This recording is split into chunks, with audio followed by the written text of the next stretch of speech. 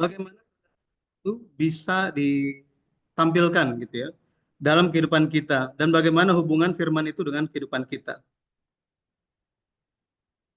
Oke, eh, sebentar ya, saya sharekan ini dulu ke online. Ini belum tershare.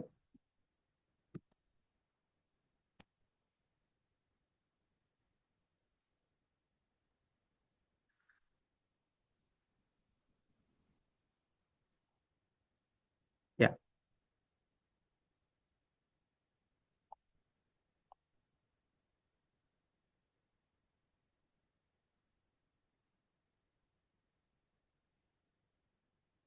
satu menit ya.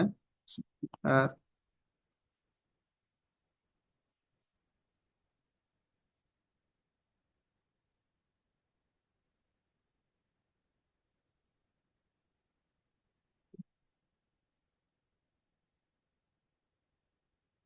Oke.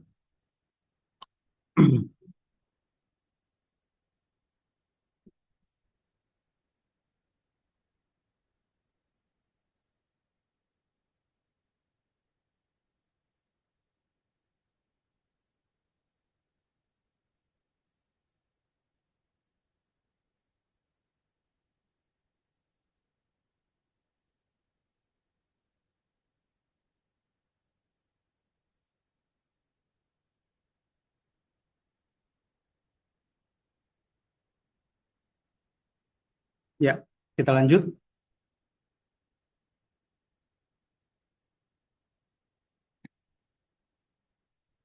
Mazmur 119 itu, kalau kita lihat, itu terdiri dari 22 bait. Kalau lagu itu biasanya kan cuma dua atau tiga gitu ya.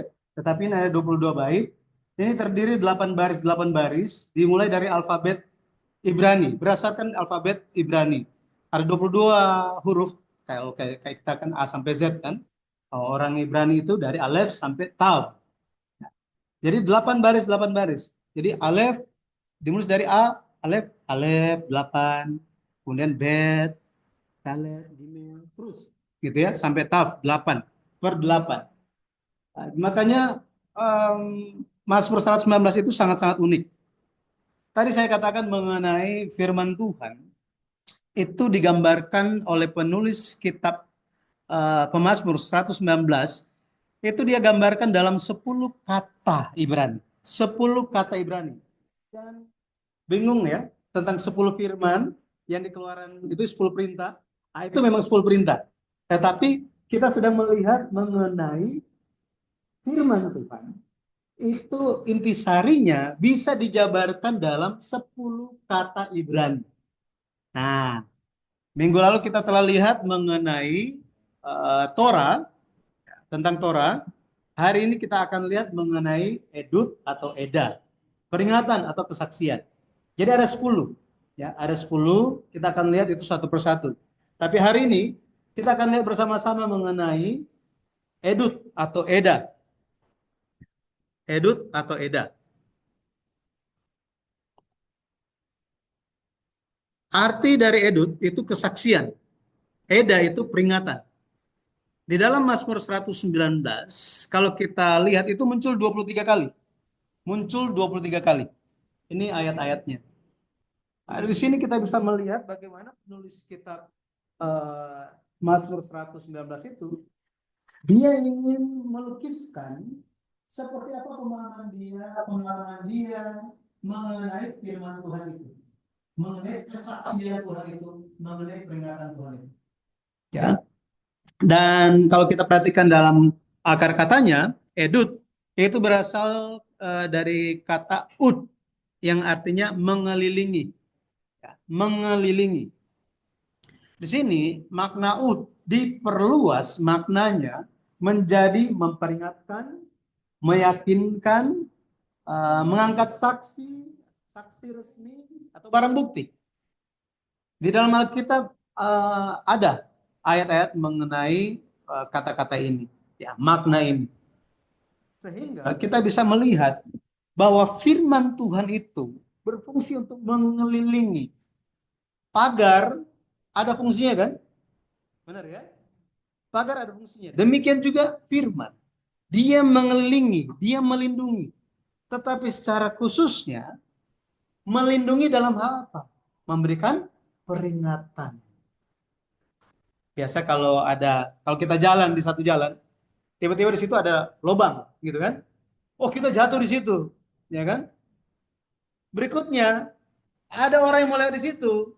Apa kita akan lihat? Oh, nanti kita lihat dulu nih. Kita lihat dulu nih. Ah, dia jatuh, ya sudah biarin aja gitu kan? Apakah kita akan biarkan begitu? Enggak kan? Kita pasti akan bilang apa? Hati-hati. Kalau perlu kita taruh apa? Tandanya gitu ya. Hati-hati ada lubang, memperingatkan. Firman pun demikian. Fungsinya untuk memperingatkan kita. Pada akhirnya firman itu menjadi suatu kesaksian. Kesaksian bagi kehidupan kita. Makanya kalau kita lihat semakin banyak menerima kesaksian, semakin kita diyakinkan. Misalnya mengenai sesuatu hal, oh itu seperti ini. Oh ya? Ya, kalau ada suatu peristiwa yang terjadi, semakin banyak saksi mata, semakin banyak bukti yang bisa dikumpulkan untuk bisa menjelaskan, oh peristiwa itu terjadinya kenapa. Makanya sekarang ada banyak CCTV kan? Berapa bukan berapa waktu yang lalu. Dulu waktu saya pergi ke Korea, satu hal yang ada banyak keunikan. Tetapi salah satu yang menarik perhatian saya adalah setiap kali pergi kemana ditulis besar-besar CCTV. Bahkan pergi ke toko ada Anda diawasi CCTV. Dalam bahasa Inggris, bahasa Korea ada di situ ya. Jadi pergi kemana-mana selalu ada CCTV. Nah, awalnya merasa diawasi kan, makanya nggak bebas gitu. Tetapi ternyata apa? Dengan adanya CCTV itu, orang jadi jaga-jaga, ya kan? Siapapun dia, mau dia niatnya baik kah, enggak kah? Pada akhirnya semua harus berjaga-jaga karena apa? Ada saksi mata, apa itu? CCTV, ya. Jadi semakin banyak kesaksian yang kita terima, maka kita akan semakin diyakinkan, semakin konsisten, tidak goyah. Itulah fungsi firman dalam hidup kita. Fungsi firman dalam hidup kita. Semakin banyak firman yang kita terima, maka iman kita tidak akan goyang. Kadang-kadang ada kita dengar, buat apa itu terlalu banyak belajar Alkitab? Khotbah panjang-panjang buat apa itu semuanya? Baca Alkitab itu jangan nggak usah terlalu banyak ayatnya. Satu ayat udah cukup. Tetapi kita tahu apa? Semakin banyak kita menerima kesaksian, semakin banyak kita menerima firman, di saat itulah kita semakin dikokohkan iman kita. Amin. Ya, makanya dulu saya pernah menerima suatu kesaksian dari seorang pendeta. Jadi pendeta ini bersama dengan grupnya itu belajar Alkitab bersama-sama secara online. Sudah beberapa tahun. Ketika COVID terjadi, suaminya itu ada di daerah. Jadi ada di daerah. Terus semua yang di daerah itu kena COVID termasuk suaminya. Dan dia diberikan kabar bahwa kan nggak bisa jaga. Waktu itu nggak bisa pergi kemana-mana kan? Mau berangkat pun itu sangat ketat. Wah, dia pun sendiri sakit. Suaminya jauh sakit. Sama-sama pendeta gitu ya. Waktu itu apa yang dia bilang? Apa yang terdengar di dalam pikiran saya? Yang terdengar ada pelajaran Pak Yudi katanya. Pelajaran firman yang diterima itu inilah yang dia ingat dan itu meneguhkan dia. Firman Tuhan meneguhkan dia. Sama. Di dalam situasi apapun kita akan teguh berdiri jika kita semakin banyak mendengar firman Tuhan. Ya. Jadi lewat pendengaran akan firman, lewat kesaksian yang pasti ini, kita akan semakin dikoyakan. Roma 10 ayat 17 dikatakan apa? Roma 10 ayat 17. Iman timbul dari pendengaran. Ya, pendengaran akan firman. Ya, perkataan Kristus. Jadi benar-benar kita pun dalam kehidupan kita harus mewaspadai apa yang kita dengar, ya, apa yang kita dengar. Makanya em, dikatakan bahwa perkataan itu ya, semakin ditahan itu semakin baik. Artinya apa? Harus mengontrol, harus bisa menguasai diri. Bahkan perkataan, ya, perkataan. Kadang-kadang apa? Perkataan lebih dulu keluar daripada berpikir. Seperti ini ya. Ini terjadi. Makanya saya juga, oh ya, harus berjaga-jaga dalam perkataan. Jadi em, harus membiasakan diri kepada sebelum berbicara sambil berdoa, Tuhan, apakah ini perlu? Bagaimana harus berbicara? Jika semua jemaat Tuhan melakukan hal demikian, maka akan bertumbuh hikmat kita semua. Amin. Ya. Jadi kesaksian di zaman Yesus itu ada banyak kesaksian palsu. Ya, mereka banyak bersaksi tentang Yesus, tetapi saksi palsu. Oh, Yesus itu seperti ini. Mereka berbicara hal yang jelek, yang tidak benar tentang Yesus. Ya, makanya kita pun harus berjaga-jaga. Kita baca Yakobus 3 ayat 6 sama-sama. Lidah pun adalah api. Ia merupakan suatu dunia kejahatan dan mengambil tempat di antara anggota-anggota tubuh kita sebagai sesuatu yang dapat menodai seluruh tubuh dan menyalakan roda kehidupan kita. Sedang ia sendiri dinyalakan oleh api neraka. Jadi perkataan itu harus kita berjaga-jaga. Harus kita waspadai. Rasul Paulus dia menasihatkan gereja Efesus. Efesus 4 ayat 29. Janganlah ada perkataan kotor keluar dari mulutmu, tetapi pakailah perkataan yang baik untuk membangun di mana perlu, supaya mereka yang mendengarnya beroleh kasih karunia. Sangat baik kan kalau misalnya kita berbicara, kemudian yang dengar jadi disemangati. Betul ya? Kalau zaman modern sekarang mereka bilang apa? Oh, harus positive thinking. Positive thinking. Bicara pun harus positif, harus membangun. Pokoknya kalau orang-orang yang pikir negatif, jangan kumpul dengan mereka. Itu pengajaran modern kan? Ya. Nah, makanya kita harus membiasakan untuk berkata-kata itu hal-hal yang membangun. Dimulai dari mana? Dimulai dari rumah. Mulai dari mana? Dari rumah. Maka Yesus bilang apa? Perkataan itu keluar dari mana? Dari dalam hati. Tetapi banyak bilang apa? Oh, saya berkata tanpa berpikir. Betul ya? Berarti kalau berkata tanpa berpikir, ucapan yang sia-sia, apakah itu dari hati atau bukan? Tetap dari hati.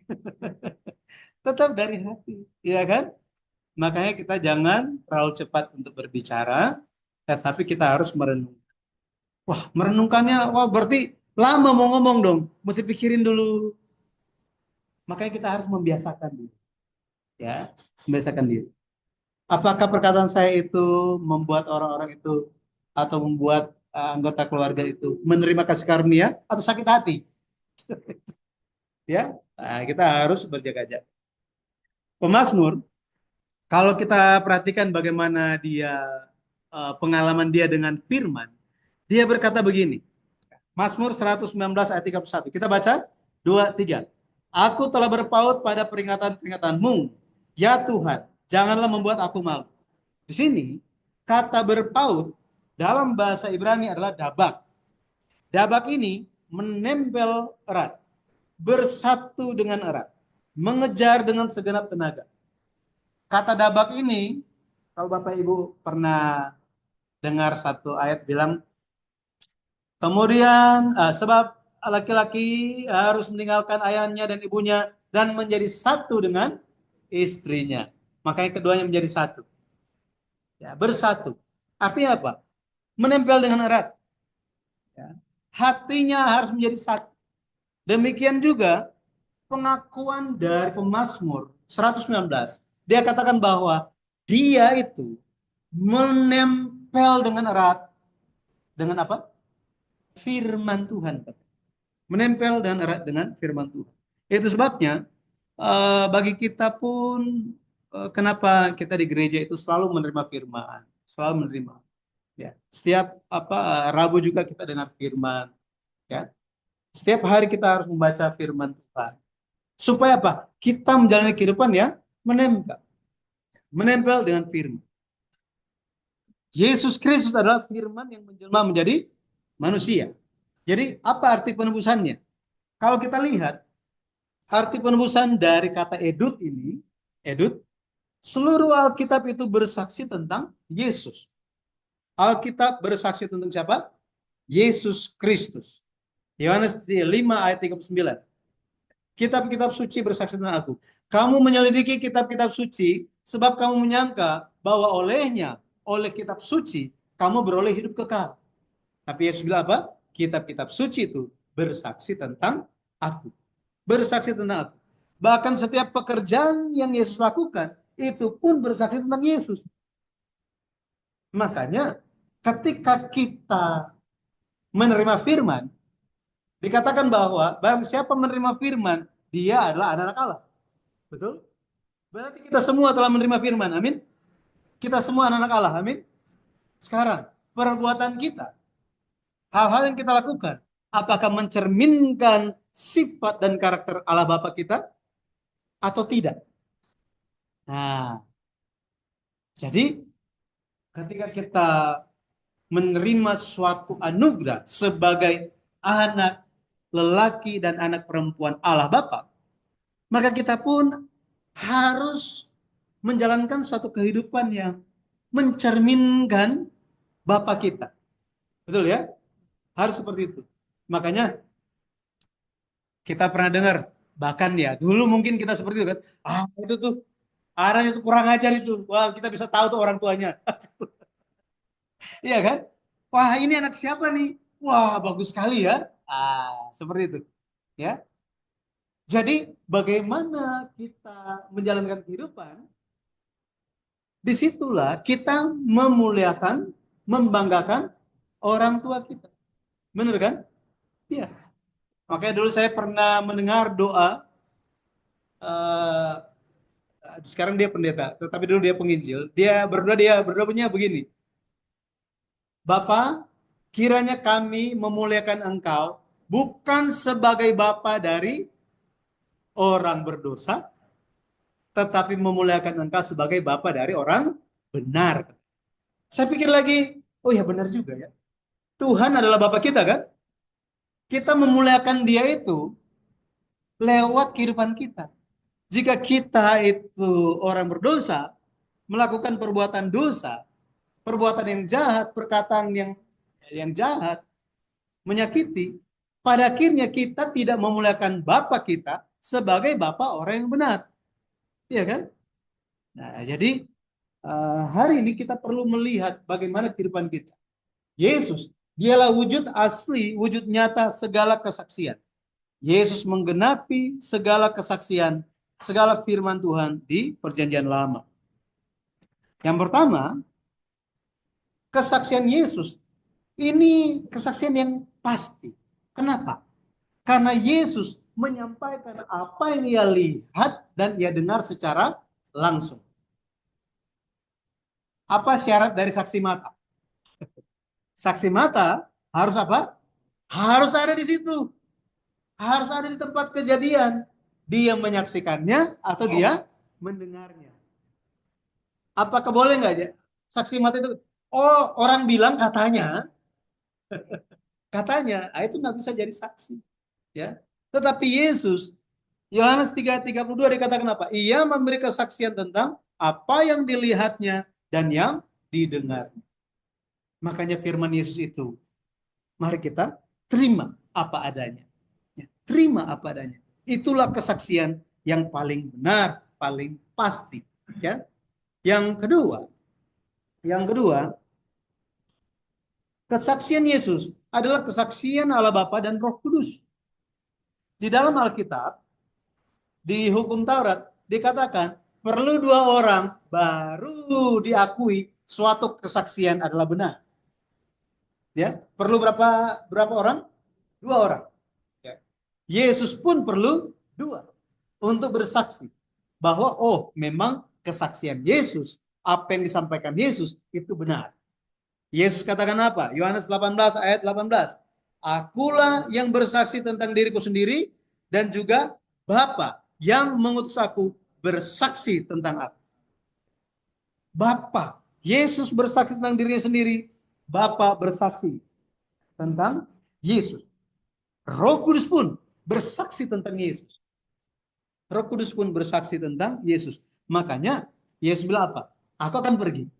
Tetapi roh penghibur yang akan diutus Bapa kepadamu, dialah yang akan bersaksi tentang aku. Ya, itu sebabnya kalau kita lihat manusia yang telah jatuh dosa, kita perlu untuk percaya dan taat kepada kesaksian Yesus, kepada firman Yesus.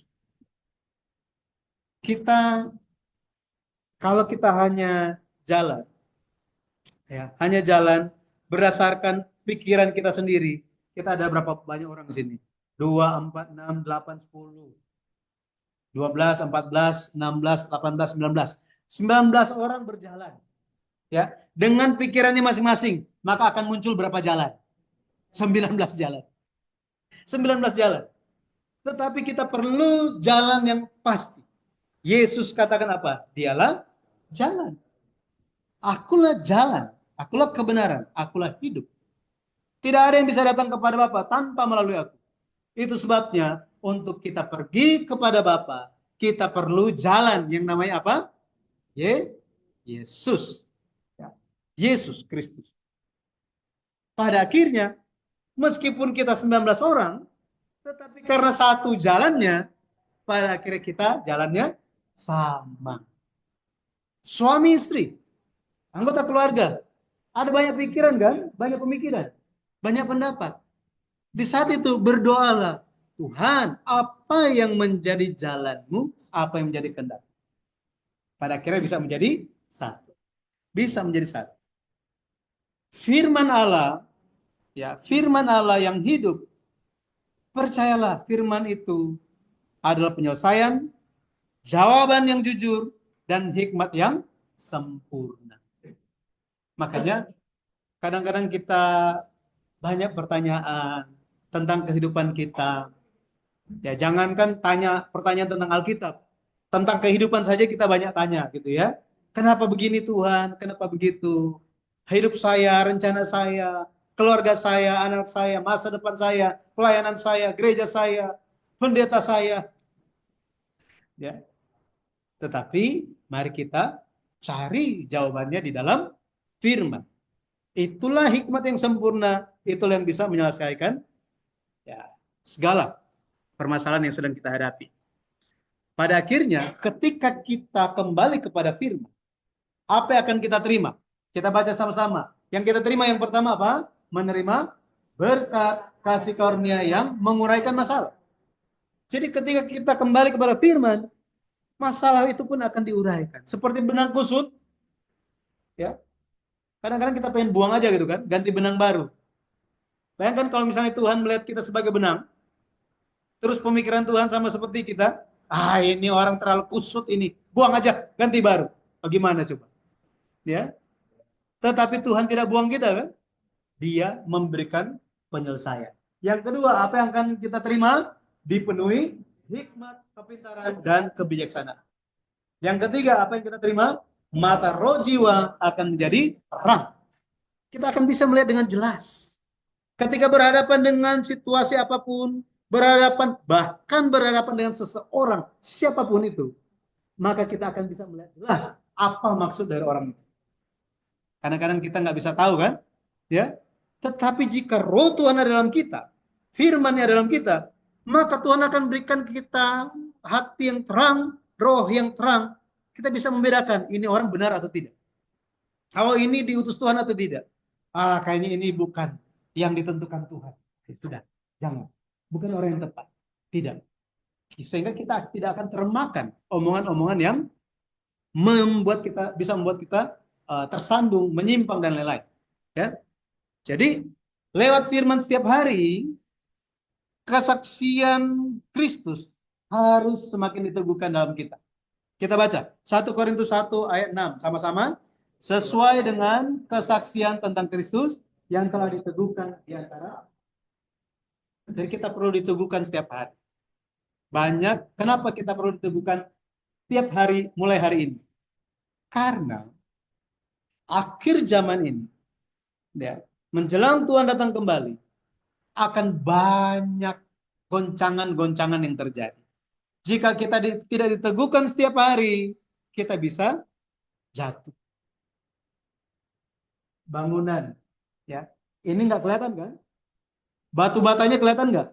Nggak kelihatan, ya kan? Tetapi itu semuanya betul. Kalau misalnya satu baris, ini misalnya dinding ini jumlahnya ada 20 batu bata. Tapi yang baris pertama itu harusnya 20, cuma ya 17 saja.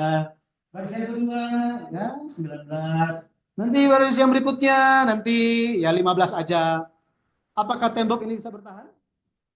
Sebagus apapun temboknya dihias luar biasa, angin datang bisa.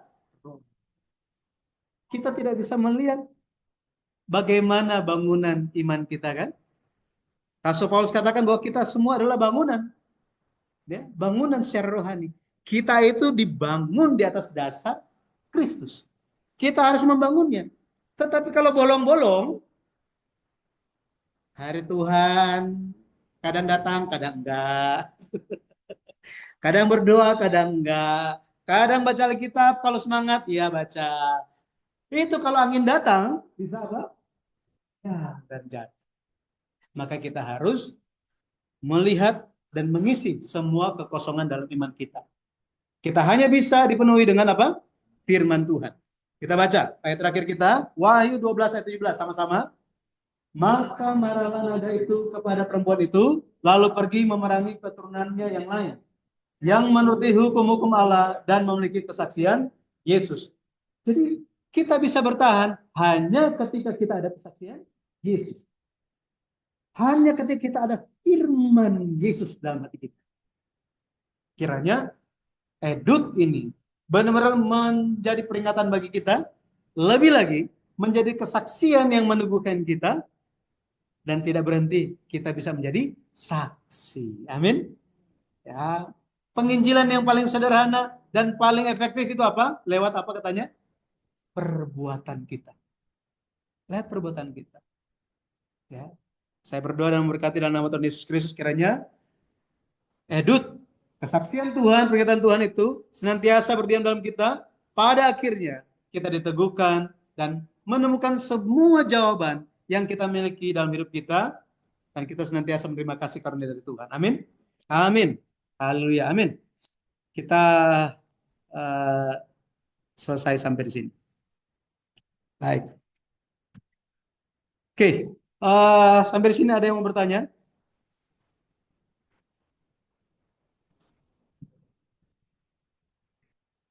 Jika tidak ada, nanti kita bisa diskusikan setelah ini.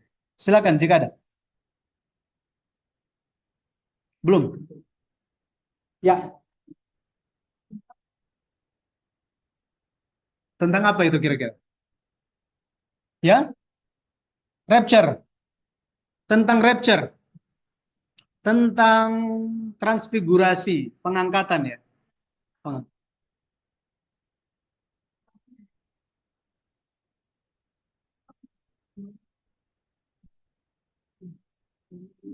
COVID paling banyak meninggal.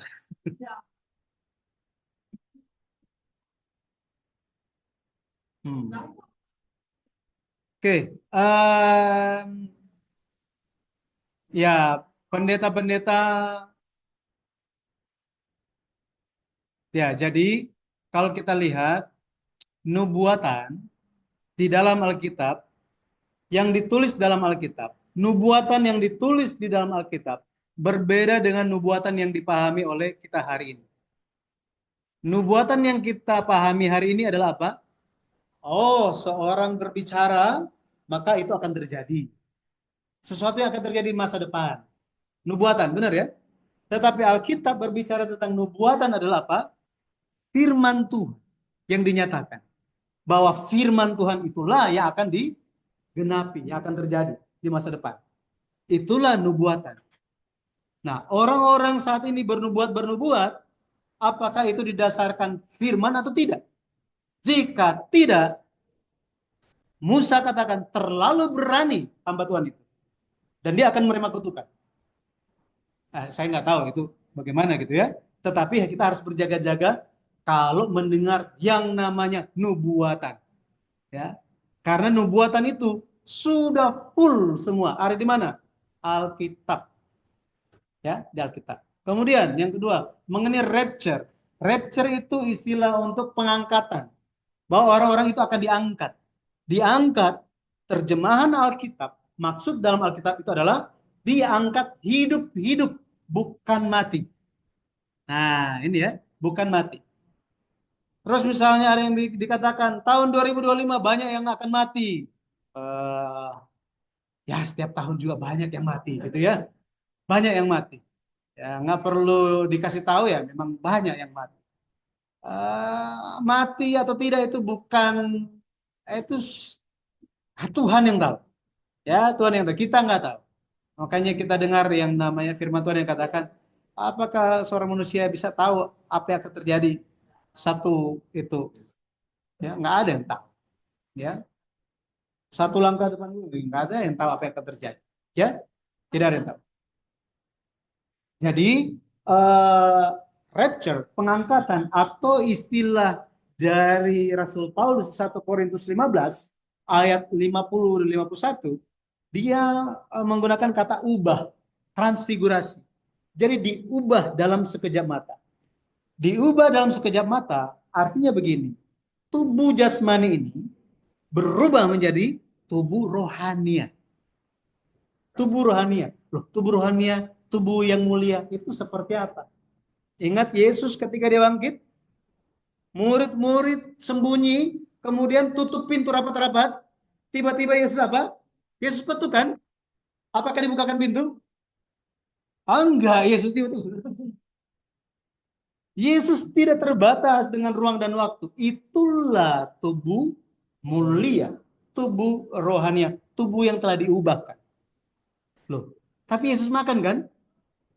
Yesus juga makan. Dengan tubuh rohani itu dia bisa makan. Jadi bisa makan, bisa enggak. Bisa lakukan apa saja. Ada yang bertanya begini, loh, jika itu tubuh kebangkitan, kenapa masih ada lukanya? Betul kan? Harusnya kalau sudah sempurna nggak ada lukanya kan? Yesus tunjukkan itu secara sengaja supaya murid-muridnya percaya. Supaya percaya. Makanya Yesus bilang apa? Hantu tidak ada tulang dan daging katanya. Tetapi Yesus ada. Tapi luar biasanya dia bisa tiba-tiba tidak ada. Ya, tidak dibatasi orang dan waktu. Itulah tubuh yang mulia. Itu yang akan terjadi pada bunyi nafkir yang terakhir. Ya, makanya Alkitab memberikan kepada kita dua macam pengharapan. Kebangkitan dan ubah. Tahun lalu kita pernah bahas mengenai hal ini. Kebangkitan dan ubah. Artinya apa? Kita akan ke sorga dengan dua cara ini. Jika belum waktunya Tuhan, maka kita akan mati. Tetapi dalam iman, kita akan dibangkitkan. Kita akan dibangkitkan kembali. Ya, ketika waktunya tiba. Dan kita, tubuh kita itu akan diubahkan. Ya, memperoleh tubuh yang mulia itu. Tetapi ada pengharapan yang kedua. Ketika Tuhan, jika Tuhan itu datang di zamannya kita, maka kita yang ada iman, kita akan apa? Diubahkan. Akan diubah. Nah, makanya banyak orang yang hanya berpikir tentang, ya, aku akan mati. Mati, mati, mati, mati, mati. Misalnya Tuhan datang, jika orang-orang hanya memiliki pengharapan kebangkitan, tidak tahu tentang ubah, maka ketika Tuhan datang kembali, bagaimana? Oh, sebentar Tuhan, saya harus mati dulu. Karena saya akan bangkit. Tunggu ya, saya mau mati dulu. Akhirnya gimana? Ketika Tuhan datang, ya ketika Tuhan datang, apakah Tuhan datang nanti udah mati semuanya? Enggak kan? Tidak seperti itu. Ya, jadi ada dua pengharapan ini yang Alkitab berikan bagi kita. Bukan hanya di perjanjian baru. Bahkan dari perjanjian lama sudah ada. Ada dua buktinya siapa? Henok dan Elia. Saksi tentang ubah. Saksi tentang kebangkitan. Ya, misalnya tentang siapa? Musa. Ya, Musa. Nah, hal-hal seperti itu. Ya, belum, belum. Dan waktu Tuhan itu kita hanya Tuhan yang tahu. Ya, hanya Tuhan yang tahu. Yang perlu bagi kita, makanya Yesus bilang, waktu dan masa itu tidak perlu kamu tahu. Yang penting apa? Berjaga-jaga setiap waktu. Berjaga-jaga. Ya, ya seperti itu. Ya. Jadi